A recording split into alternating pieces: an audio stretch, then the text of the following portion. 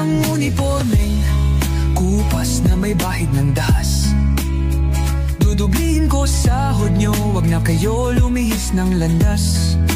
Hulihin nyo mga gumagawa ng masama, kahit pangalan ko nakataya. Akong bahala sa kaso nyo, basta kayo ang nasa tama.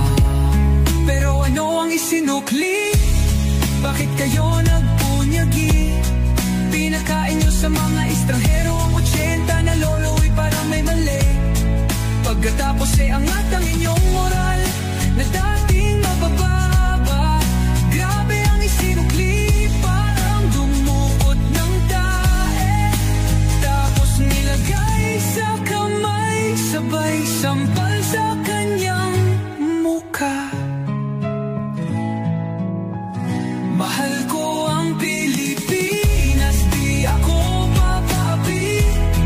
Ipinanganak ako sa bayang mapagtimpi.